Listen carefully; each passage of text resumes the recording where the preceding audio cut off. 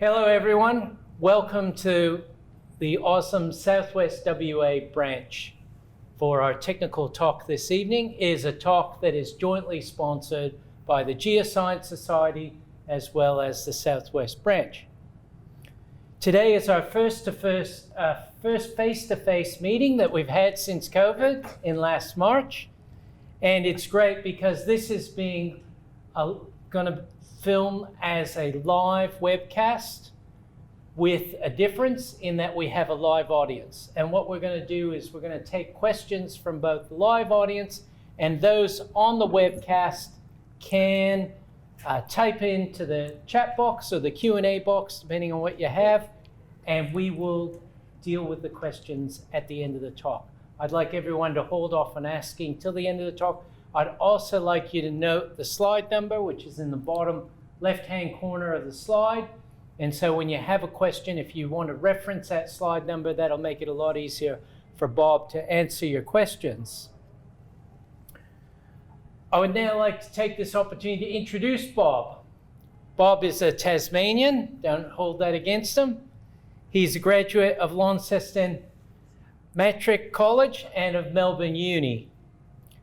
Bob has more than 45 years experience in production and structural geology roles across Tasmania, Victoria, and the West Australian tin, nickel, and gold fields. So experience at many things.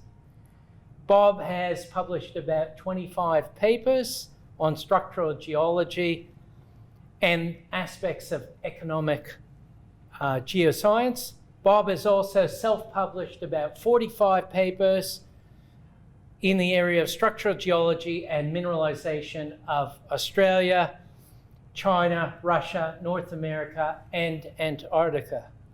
And you can find those papers on his website, which is called geotrex.com.au.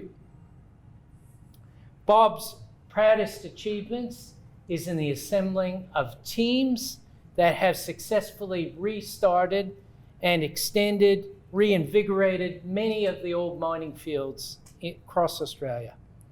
Members of those teams today now lead many of those in the mining industry and the next generation. Bob knows this research will help them and you to find many new discoveries.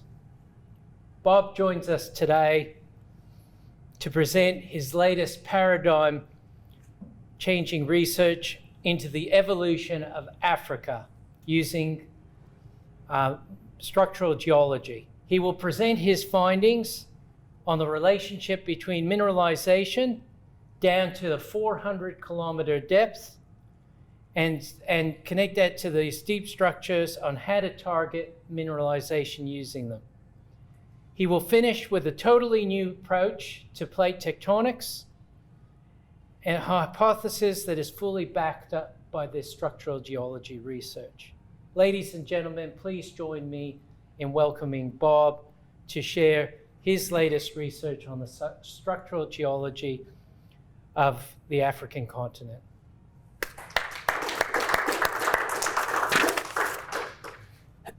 Oh, good evening. Tonight we'll examine, we'll examine at great speed, but not a great deal of detail, 76 slides I've assembled in hopefully 3/4 of an hour. So I'm going to be skipping through them fairly fast. That's why I'm saying if you've got any questions, go for the number of the slide, write your question, and we'll talk about it later because I can go back to those slides. So these are some of the things that I've found in the 2 months research this is. Examine Africa to the core mantle boundary at nearly 3,000 kilometres depth. Some very interesting things come up down there. That Africa's formed by 5,000 kilometre diameter lunar mare impact craters, multiple ones of them, many layers of them.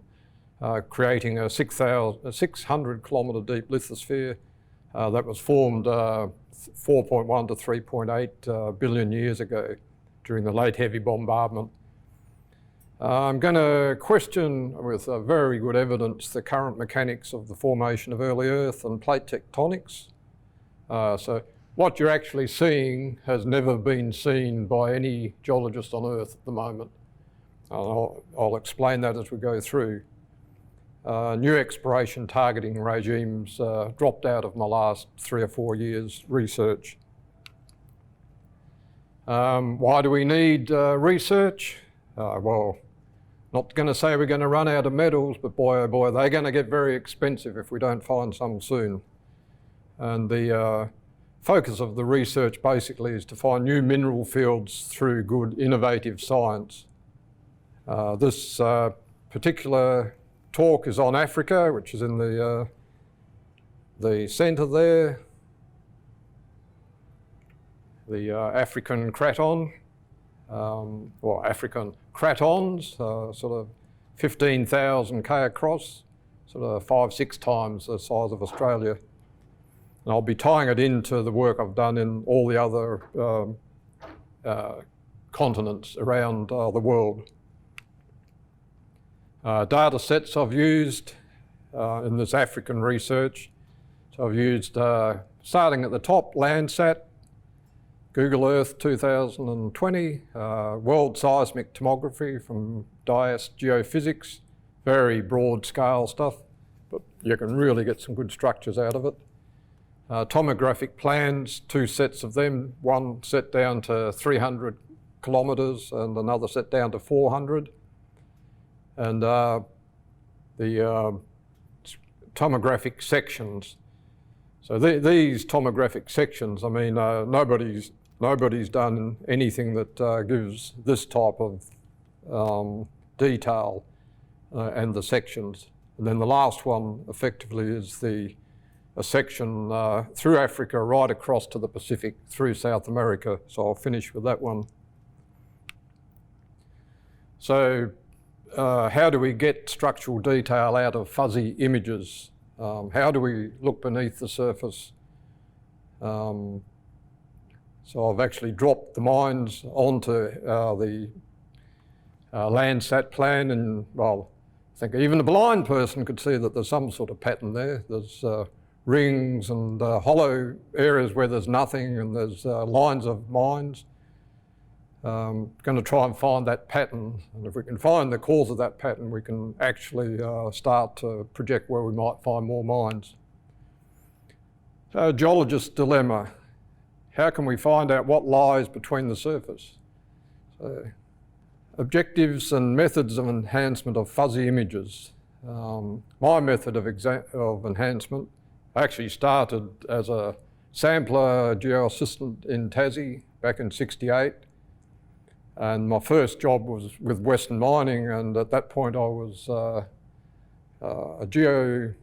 metallurgical testing. I was in their metallurgical testing lab, preparing slides and polished thin sections and looking through a great big orthoplan microscope.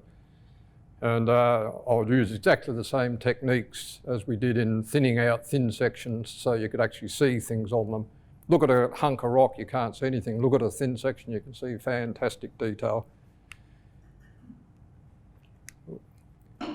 You start off focusing at about 50 kilometres, this thing here.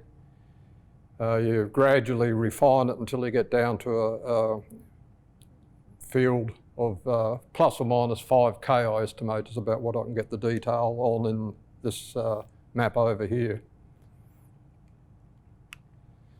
This is the Landsat.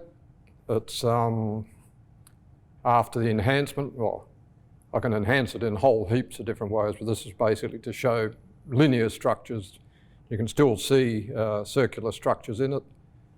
One thing that you can do to see these structures actually make the image small, and you often see structures you don't see on the big one.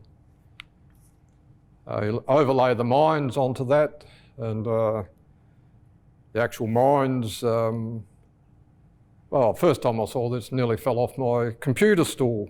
Not this one, but when I did it in Australia, but everywhere I've been, the mines actually lie, the metal mines lie on the dark areas, which are areas that are very strongly faulted.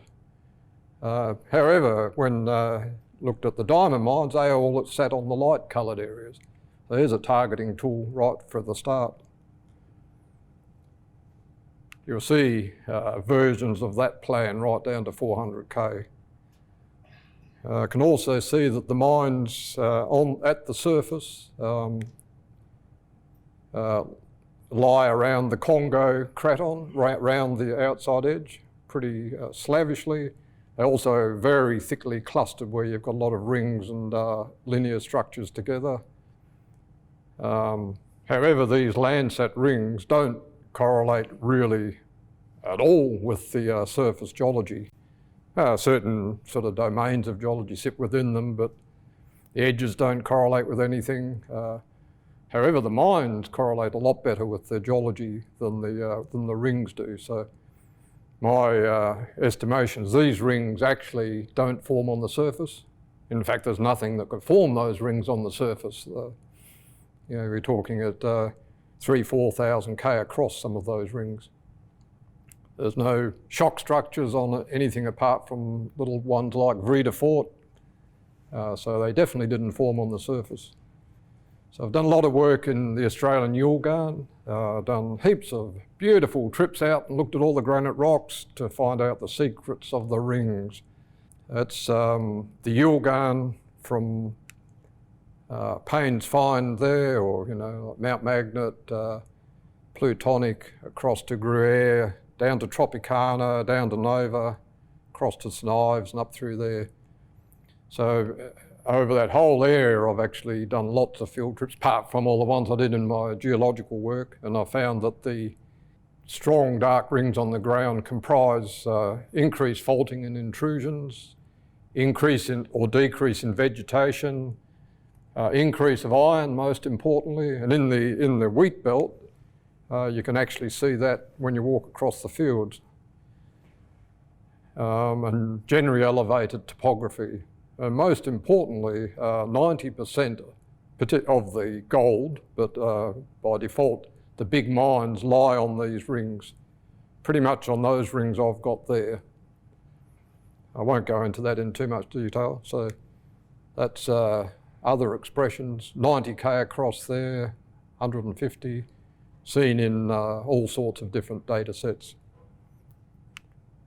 Did a targeting exercise on the Yilgarn, and that effectively came out with lots and lots of targets. Now, if you had this plan in front of you 30 years ago, you would have found Tropicana, Nova, like they lie, and this is not done retrospectively,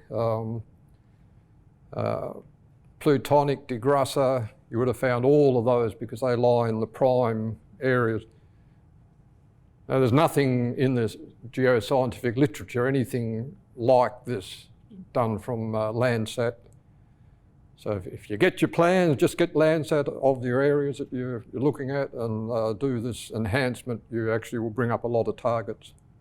Also going to look at the comparing Landsat to the tomographic sections. We're going to look at section D, this one here, across just north of Johannesburg. We'll look at the few sections first now. That section there, that's 800 kilometres deep. So current thinking is that the mantle's down, 1, 2, 300k. However, if you look at this, if you imagine that as a sticker core, and you structurally mapped, you'd say, rigid, brittle deformation. And that's exactly what it is. It's brittle deformation down to 800 metres. When you look at these here, these huge big down warps, and you can see the East African rift running down here. This is up closer. You can see the big down warps, and because they're actually associated with ring structures on the surface, they're actually bowl-shaped structures. These ring structures are giving down warps. Where do these rings come from? Well, they don't come from the surface. So when you think about the surface of the crust is 50k thick if you're lucky, That's 50K, right? So if you imagine the Earth as a ball, it's a metre diameter ball, and with a 3 millimetre crust running around it. Like say, that 3 millimetre crust, if the Earth was at all viscous underneath, it'd be just moving all the time, but it doesn't. So something wrong with the current theories. See, tomographic research, this is the base data that I've been using. It's really pretty, it's not awesome and it's not awful, but it's not real smart. So it's just, if I can get detail out of this, then if you get better this is 9 years old, and it's full of contours and it's full of this, that and the other, but if you can get detail from that and you get a good set of tomographic images, you'll get a lot, or any image really, you'll get a lot better detail than I've got. So I dropped the mines onto the tomographic image. This is down 60K. However, it goes from probably 0K to 100K. So as you can see, the focus is really bad. So current status of tomographic research, the researchers, saying this a little bit tongue-in-cheek, so I apologise, have noted good mineralisation occurs along the contour lines, often near the edges of the internal cratons. However, WMC, whom I worked for 30 years, using gravity contours, recognised this as a targeting tool in the late 1980s, and probably before that. Absolutely nothing new about any of the new stuff that they're proposing. And it's no wonder that we actually haven't found any new mineral discoveries, because we're not actually looking in any different places that we've been looking for the last 30, 40 years. So how can we get more detail on this and find out the primary controls? This is one way, and that's actually the quite slightly enhanced tomography at 60 kilometres depth. I've tried to retain the cratonic colours, which are grey, and the down warped surface material, sedimentary basins and things, which is brown, and the up warped stuff coming up from under the Atlantic intrusions, they are brown also. So they're wetter rocks. The grey is cratonic fast velocity, simply put. This is the reflection pattern from thousands of stations and thousands of earthquakes all across Africa. The rings that I see on there, well, there's a lot more than what I can see there. You probably can't see them from out there. Lots and lots of ring structures. I also wanted to look at trying to find out where the African earthquakes come from, just as a bit of a side interest. So we're going to follow the African earthquake pattern, South African earthquake pattern down 400K. So that pattern is not due to Vrede Fort, which is the only known ring structure there. Put the mines on, ho-hum, not particularly good correlation with the rings at 60, 70K down. So my reading of that is that the mine structures and the structures, the big structures of the mines aren't coming from directly under the moho. They're not coming from the crust, they're not coming from under the moho. The deposition of the metal is definitely coming from exactly where the mine is, but the actual primary fluids and the heat generation is not coming from where the mines are, or 60K down. This is my having a bit of fun with worms, the whole rage about 15 years ago.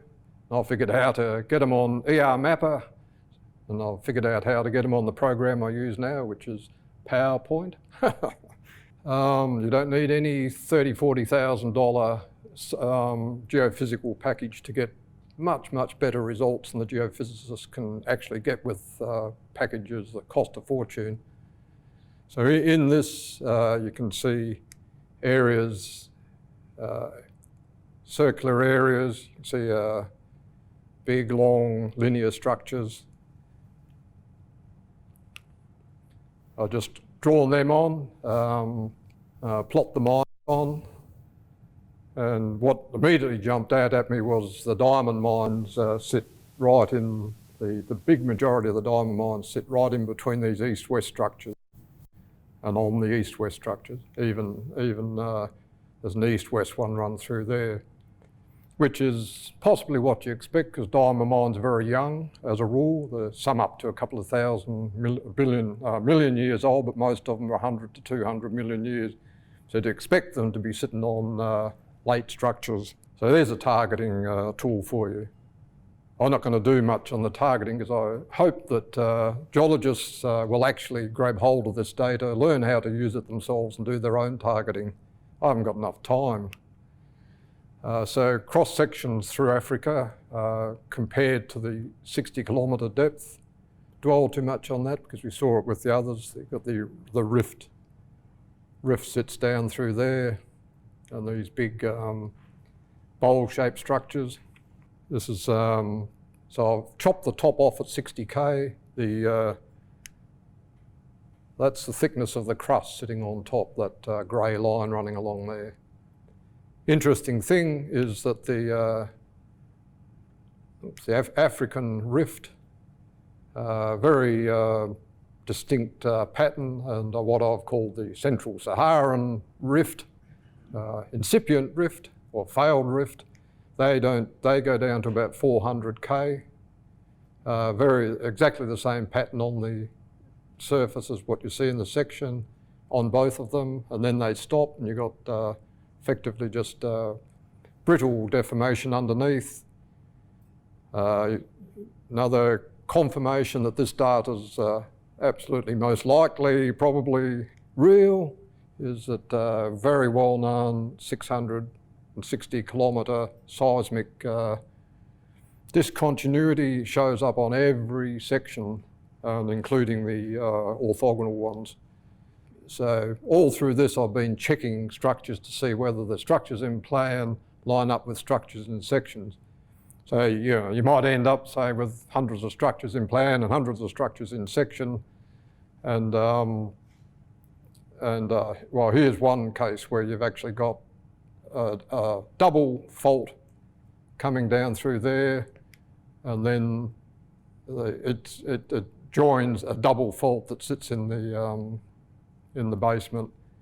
You've got a set of brittle structures running in that direction, and they all join up with these west dipping ones here. You've got a set of brittle structures running in this direction, and they all dip to the east. And that's absolutely consistent through all the sections, sort of verifying this data is real, it's not just in my imagination. And this is a similar section down just north of Johannesburg.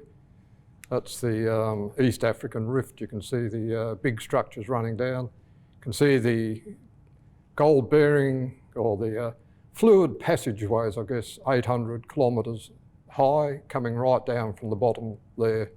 Wherever you've got mines, you've got these wavy looking fluid passageways, which are actually quite different from the other brittle structures. So this correlates with what I've done in Australia and Canada, also in China and other places as well. So that in Australia, you've got the Northern Walloona line or antiform, which is I think about 150 million ounces or something's come off it. This is Kalgoorlie's down here, and it's got one of these big structures comes up, along with other ones in line with other mines. They all form antiforms. This is the seismic in there. You can see, perhaps you can see, the flower structures that come off the top, and they come off, definitely come off where these major structures, sort of 800 kilometres deep, actually come through. Same thing at up north of Walloona. You've gone up about 700k, and you've got a very well-defined line that runs up north of Walloona, which is the gold fluid system. Same thing in the Pilbara. All the iron ore, 90% of Australia's iron ore sits in this big ring circle here, and you've got the Northern Walloona antiforms runs up the guts, and you've got these same structures come through. And in Canada, just to prove the validity of the actual structures I've outlined at 60, this is I think it's 150 million ounces has come from the Abitibi field, and they sit absolutely directly above these structures down at 60, 100k down. Every place I've seen, the mines relate like spot on to these structures. They're not sort of 20, 30k off, they're directly underneath. 140k depth from 2 new data sets. First data sets, better seismic tomography, and the other data set is that world tomographic stuff, the very broad coarse set. So I got another technique when I want to find structures. Most of these, of course, have been found by accident, and think, oh, that's interesting, and come back to it later and try and figure out what's happened. So that one there, you can see much more clearly see the circular structures and the large zones of linear structures. This one here, this is Mediterranean there, Cape Town there. You got this almighty great big semicircle sits in there. That's repeated on lots of the rings. Plot the mines on this lot, and now the mines are starting to follow the rings much more closely than up 100k up. So sort of they're getting better. They're showing the structures are actually starting to correlate with the mines on the surface. Decided to do a bit of a side look into South Africa, looking for the correlation with the tomography with the gold fields and diamond fields there. Down in the bottom of there, that's the data I used. That's the data as presented, so it's a bit better tomography than the very broad stuff. That's that's about 3 or 4 iterations in. I thought, well, I think I can see what I want to see, which is the broad structures, and at that point it's still actually got a lot of the domains of the cratons here and the wet low-speed rocks here. So how do the mines relate to those? Particularly the east-west structures and the east-northeast structures. Biggest diamond mines of absolutely 100% correlation with the east-northeast structures, who sits in the east-west corridor. And the gold mines sit very close to these linear structures. It's all circumstantial, but if I was the owner of a bit of gold mining, a bit of diamond mining area, I'd be absolutely looking at all the diamond pipes within reason along these structures. And you're going to have a 1,000% better chance than looking up along the margins of cratons and in 170 kilometre deep. This is a focus tool for finding mines. This is a few more iterations of the structure to actually find circular structures. The gold mines actually, and the diamond mines, are all associated with the circular structures as well. If you've got any questions on this, just note it down and we can go back and have a look at them. So looking at down deeper again, this image was mainly to define linear structures, so much more intensively enhanced. So take note of the pattern of strong orthogonal linears on this one. Well, on all of them really, but they actually show out better here, all the way up and down. Now, what you're looking at there are actually, we can see from the cross sections, they're actually real structures, because these are the same ones we saw ploughing down the cross section. So they were dipping east, these ones, and these ones dip west. put the mines on this, we're down further again, and they actually fall much more closely on the ring structures. In fact, you don't even have to really do much to that to see that. So around that one, Congo, up that one, around this one, and plotting them again, these structures actually also define the diamond mines. So we're gradually figuring out what actually defines where the mines are located. A little bit more detail. So absolutely without exception, and I must admit I'm not the best plotter of mines, because there's very difficult to get these mines, any information on all these mines. So these have been plotted off multiple data sets. But even so, metal mines basically sit straight around in the dark areas, even down to slavishly following little dark areas. And the diamond mines sit on the cratonic areas, even down to little ones. They don't sit here, they sit there. Did some work in Finland, and exactly the same thing was there.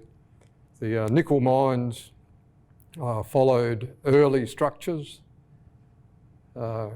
pretty much straight down them, followed just inside the big ring structures that are there, and the gold mines sat around the outside ring of the ring structures and right on them. That's exactly what happens in the Yilgarn. So we're down to 300K now. Back to the bland data set. First thing I noticed when I looked at this one was that the edge of the African continent follows actually rings, the edges of rings, suggesting that there's uplift or lots of intrusions around these rings. And I found that was the same. Great Australian Bight is actually part of the inside of a major ring that's been chewed out. The western side of the continent forms the actual structures around major ring structures there. So at 300 kilometres depth, I won't dwell on this one too much, won't see it too much from there, but exactly the same thing. The actual metal mines fall on the dark, highly fractured areas, and the diamonds fall on the lighter areas. So we're down at 300K now, comparing to where the mines sit on the surface. A bit complicated, that one. We'll go to the section. Now we're starting to see, like blind Freddy would see these ones, I think. So you've got a bowl structure there, and that correlates with that ring structure there. You've got this ring, half ring structure there, correlates with that bowl structure, and probably one under it. There's a ring structure sitting around there, diving off into the East African Rift. That ring structure sits there. East African Rift, we're actually right at the bottom of it now, but you can still see it progressing down. Other side of the East African Rift, right across the East African Rift, you've got these bowl structures. Now that like very, very strongly suggests that the African continent, so presuming, and probably rightly so, that these were formed in 3.8 to 4.1 billion years ago, Africa was one continent at that point. And Africa was also one continent 4,000 kilometres further south. However, the plate tectonic theory at the moment says that this area here was the one and only original plate, and everything else accreted onto that. This says that that's not quite true, because 4 billion years ago, all of Africa was one continent. On targeting, so this is 300 kilometres depth in the goldfields. You've got your orthogonal shear systems again, forms a big special K, I think. And remember, we're down 300K now, and we should now be in the mantle. Should be just waffly old plumes and everything around down here. But that's definitely not the case. It actually seems to get more rigid the further you go down. The interesting thing about this, if you're into targeting, is these mines all sit above the light-coloured blobs on these structures. So Norseman, you just looked at 180 million ounces there. They all sit on light-coloured blobs on that structure. Nova's on another one, same one as Tropicana. No wonder they're looking in the middle there. They're very unfocused and very local in their targeting. This method will target big areas much more effectively. Gruyere, that's on exactly the same thing again. Payne's Find. Maybe the new ones down here at Julimar. So if you're going to do some targeting, here's a bit of a hint. Just find something you know all the mines are on, draw circles around everything that looks the same and go out and peg the ground. So that should give the geologists amongst us years and years of fun trying to find if there's stuff on there. Don't blame me if you don't. So another big field, hundreds of millions of ounces out of these areas. Butte, Homestake, Bingham Canyon, Carlin, Battle Mountain, Eureka. At least this area anyway is a classic dome and basin structure. So I thought, I'll see if I can see what it's like at 300 kilometres depth, because according to that theory, the dome and basins are actually formed from 300 k down, not from any late little subduction or whatever on the surface. What we can see here, and this is that previous image, that's about as good as he's got at the moment. This was actually lauded as a very good image 4 or 5 years ago. This one, you can actually see details, strong details all over the place. You've got west-northwesters, northwesters, and interestingly, northeasters, where they all meet, you've got Carlin. I haven't looked at what actually controls Carlin, but I'd have a guess that they've got a lot to do with it. All the other mines, they're in the same patterns. So you just go looking around for that pattern in the right rock types there. And once again, the ring structures that are there, the best mines sit on the junction of multiple ring structures. 400 k depth. So the name Graham Begg keeps coming up, and John Hronsky, 2 old mates of mine, well, mates, colleagues, doing really good work on this sort of stuff. I'm sure they will be very interested in this, particularly John Hronsky. So this is my rendition of that last plan, and it was mainly got to get, once again, linear structures, which show up as the northeasters mainly this time. The earthquakes, I'm certain, derived from here, because that pattern that's under them is almost identical to the pattern on the surface that the earthquake's coming from. I know that the stuff right down there actually gets right through the surface, because the centre of the ring at Leonora has got a lot of post-Permian movement on it. It's dammed off all the salt lakes all around it, and yet that was probably derived from 300 k down. Mines follow these rings almost slavishly now. A very, very good correlation. You go round the edge of that ring, go down these linears, and the diamond mines slavishly won't sit on these black structures, apart from little areas. So you look all over, you get the same pattern. This big ring up here with the mines all around the outside edge. The other big, long 15,000 kilometre section goes from the Atlantic Ocean up there down to Southern Ocean off Durban. Once again, there's no evidence whatsoever of accreted land masses. Well, and this is down 400 k at the top, so if it's not accreted down here, it might be accreted on top, but not from the evidence I've seen. All these little loopy down warps, they actually relate quite well to these smaller rings. and big ones. They relate quite well to this something like a 10,000 kilometre ring. I can show a lot better pictures of this if I had time.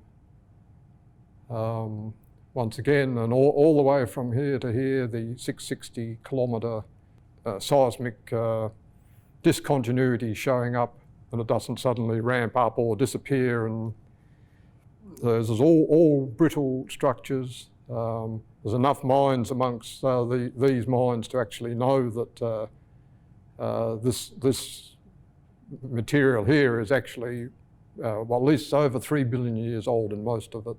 And there's nothing after 3.8 billion years in the history of Earth, or even the inner solar system, that's going to form rings of 10,000 K diameter. So summarising that, they're the plans we looked at, and if you follow the say a dark bit right at the bottom goes up to a dark bit there, goes up to a dark bit in that direction, another dark bit in that direction, and another dark bit in that direction. And on all of these, there's mines. So the pressure and the heat coming up from underneath is actually just following whatever is the most viable fracture at the time, and not just little ones. You know, you're looking at 2,000 kilometre long beasts there. Believe that's the mechanism, the resorption of the lower lithosphere by the mantle, semi-melting and altering the rock, but not altering the structure, releasing huge amount of intrusives and heat and liquid gases, scavenging the metals as it goes from the bottom, depositing them as they go up. So I'm sure if you went down under the Witwatersrand, probably for 200K, you would find gold mines or copper mines or whatever, but you would find deposited metals down through there. So last section, geological evolution of Africa, down to 2,900. That's what we've just seen. This is a drawing of the rings just seen in perspective. Tomography there. That's a diagram of the impacts. I think 2 millimetres of a year over 300 kilometres, 300 million years is 300 kilometres of depth. It's absolutely certain that that could have happened. African tomography, compared the African with the moon mares. Very good correlation.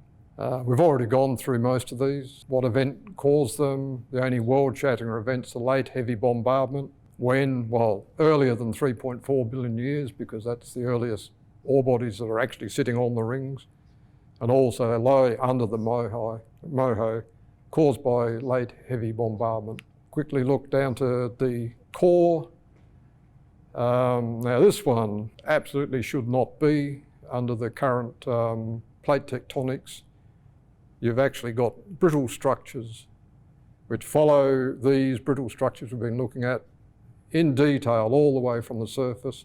They go right down to the core in both directions, crossing. This is a so-called plume, crossing those brittle structures, geological impossibility.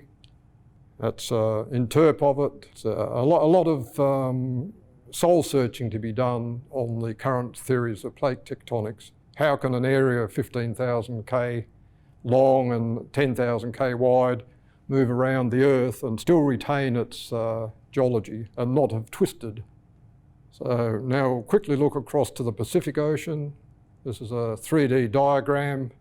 This is how people who put tomography together into 3D objects. Well, you might have 3D objects, but you haven't got a clue what those objects are. This is supposed to be a plume coming up, the one that's going through all the brittle structures.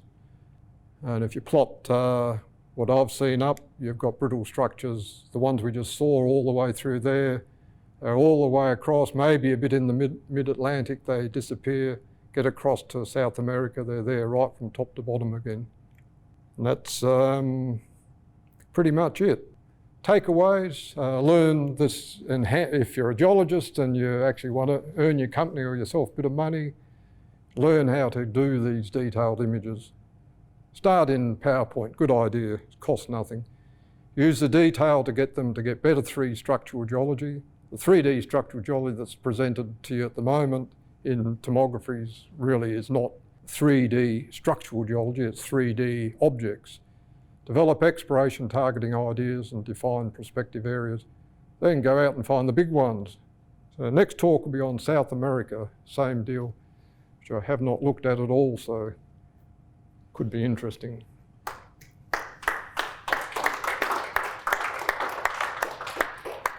Thank you, Bob. We're going to take some questions and answers, but I think we really have to say this has been an interesting show of some new and innovative thinking for relating mineralization to structural data. And I'm sure you've got lots of questions. I'd ask the people who are online in the webcast if they can type their questions into the Q&A or chat box, whatever you've got in your setup, and then we'll do the floor questions and then we'll go back to the online questions. So if I can open up now to the floor, who would like to ask a question of Bob? And what I'll do is I'll repeat the question. Because I'm a bit deaf. And because we don't have a roving mic in the crowd. So have I got a question? Yes, Alan.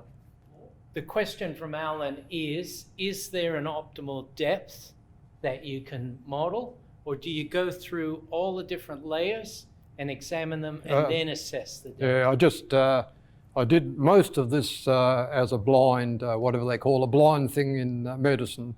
I just did all the levels first, and I'll try and do that as a matter of course, so I don't get, oh yeah, it looks like the mines all sit there and I go and draw a ring around them. I actually get the level, draw the rings, draw the linears, drop the mines on. And well, the main thing I found was that the deeper I went, the closer the mines actually correlated with the deep structures. And that's why I think that's where the fluids and heat and stuff come from, not from surface meteoric waters. Well, that plays a part, but that's not going to develop a field like the Pilbara, you know. Yeah, I'm sure there's a reason why the very centres of the cratons haven't got mines in them, and that's that the mantle is not going to attack them in preference. The mantle will attack the fractured edges. I mean, it all makes sense. It's as opposed to perhaps this one up in the central Sahara where all the mines are in the middle, which probably means that that's either the bottom of something, but it's a lot of fractures there. You'll see that the main lot of mines in the annulus just outside of that 500 to 1,000 K annulus on some of these things, and that's where the mines sit. So you're not going to get too much direction out of that. You'll get your direction out of where the linear structures actually intersect those ring structures. And that's what you see everywhere I've seen. Kalgoorlie sits on about 3 different rings, and the northern Walloona belt. While I'm waiting for someone else to put up their hand, I've been handed a question, so I'll read this one out to you. It relates to slide 55 with the Carlin Bingham area, or slides 41 to 43 on the African crater. It's in particular to the detail. Why do you think you were able to crack the fine detail from this bland original data when academia and organisations didn't? Well, I know why academia organisations aren't tempted to do it, because I attempted a PhD on this subject, and as soon as I would start branching out and doing my own thing, I was forced back into what they thought was would make a good PhD, which was a tiny little area in the Yilgarn. In the end, we agreed to disagree, and I went on and did this. And academia, I think there's lots of turf protection goes on. Found a bit of it myself. And companies, exactly the same thing. There were some guys talking here earlier. Companies are never going to allow this because that's going to lose their competitive advantage. You need people like myself and people got no axe to grind, not beholden to anyone for any money, to actually get there and just sit there for months and actually just figure this how it works, but with a good knowledge of how it should work. So knowing how MRIs work in medicine led me a lot to how to try and approach this. So you have these very large ring structures, Yeah. and you also have the linear structures. Yeah. Do you think the ring structures are a result of impact? Is that what you were saying?